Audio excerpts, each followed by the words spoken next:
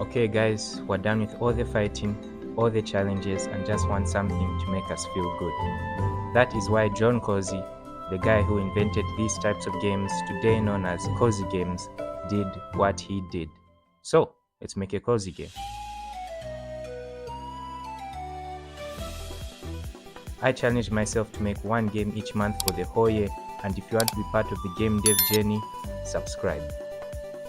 While doing some yard work, I had the idea if it wasn't so tiring, it could make a really great game, mainly cutting overgrown grass. Where I'm from, we don't use fancy lawnmowers, at least because I can't afford one, but we have something called a slasher.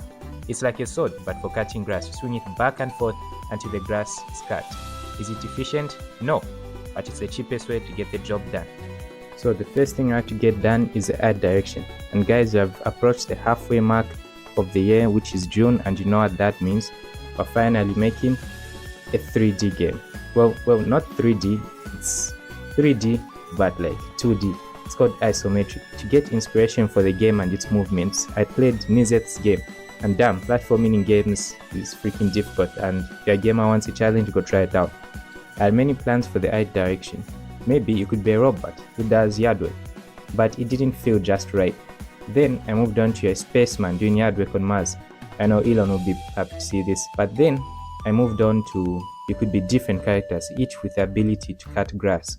So coming up with characters is difficult. So what I did is I asked all them from people who commented on my videos. So if you want your character to be in one of my games, maybe leave a comment and I just might get your character.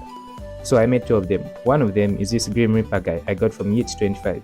If you've seen my previous video on how Godot killed my game, thanks to Yeet25, I now use version control and I don't have to worry about that. So thank you Yeet for the support.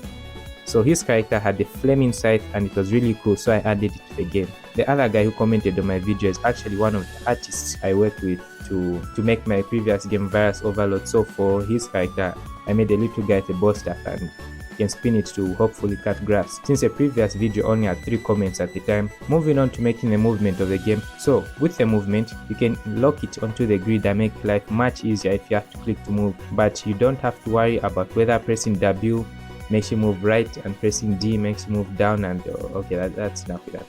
So I didn't lock the character to the grid. Some games have art in 4 directions and less of them have art with 8 directions, which means more work for you. And come on guys, I'm just a solo dev who is actually bad at art, so I just made 2 directions.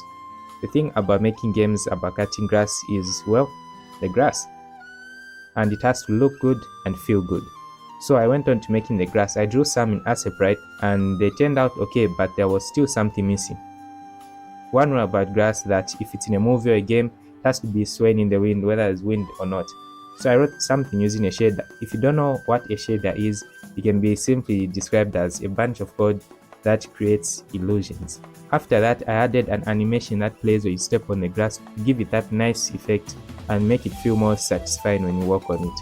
We were getting the cozy vibe already. To add more juice to the game, I created these grass particles that kinda look like confetti each time you cut the grass, but it felt good to cut, so you could even cut it for hours. Moving on to adding tools to the game, the first one I added was a slasher, then moved on to a scythe, and lastly the buster. I made some basic animations for them and everything was going well. Something was missing from the Grim Reaper character, and yes, it's his scythe. His scythe is red and on fire, so I made some particles which I hope look like fire and added it to the game, and it finally felt good. Each time you cut grass you get money and you can use that money to purchase new characters. And because I was too dumb to code the function in shop system, you have to buy a character for each mission. And yes, the slash, there wasn't enough time to add sounds, but again, I would like to give credit to sound designers in video games. Looks like they have some kind of a natural skill to make games and sounds feel good and make you feel in a certain way. But the most I could do is get a free soundtrack from Pixabay. If you don't like it, just put the game on mute. Diamond. You can now play the game on itch.io, and whoever reaches 10,000 coins is guaranteed to get the character in the next game I make. And now the game was finally ready.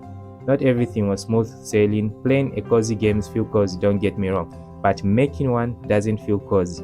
There were times when I felt I wanted to quit and just scrap the game, but each day I got either a like or a comment on my video. It really kept me going. So please, if you like the video, remember to like and subscribe to not miss out on more videos like this.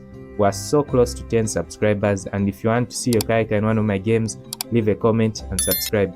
And remember guys, don't you dare go hollow. Goodbye friend.